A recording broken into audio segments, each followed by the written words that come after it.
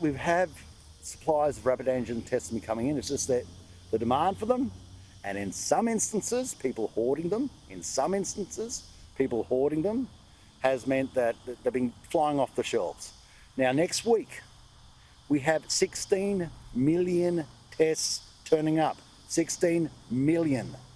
And so pharmacists will be needed, because we want to make sure that those who are most in need get access to them first, and who are most vulnerable get access to them free.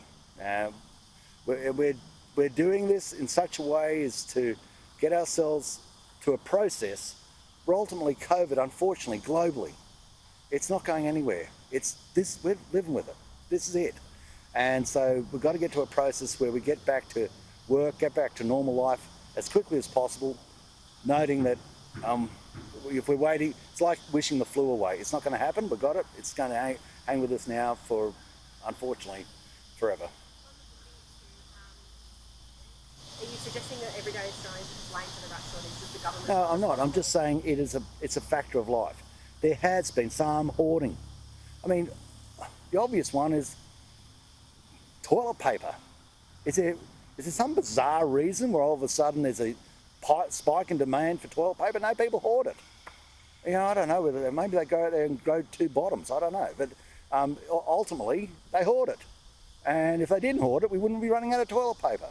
And there have been some instances of hoarding of rat tests.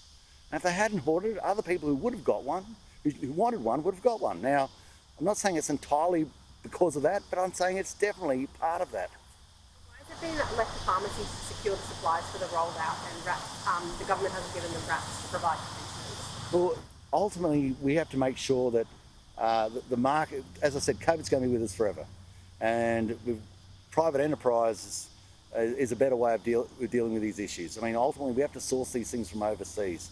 The government can't become business for our nation.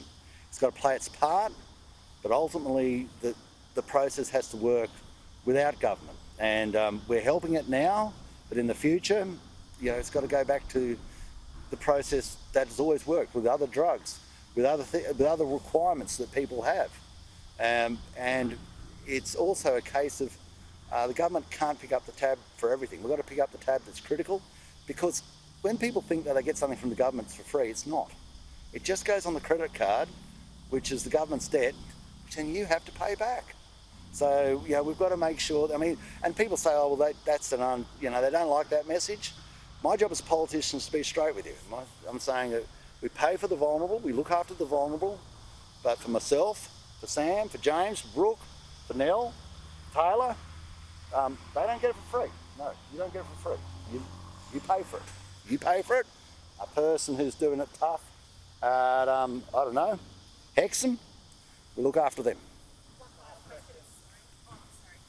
Some people on concession are being told they'll get $10 plus GST reimbursement, quoted $33 for a pack of rat tests. How is that going to cover the cost? Well, it's certainly going to... Look, I'm not going to go into the particulars of the cost.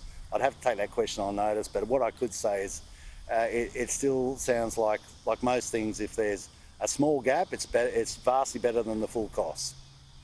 Is that it? Okay. I might just confirm one bit around the Hexham.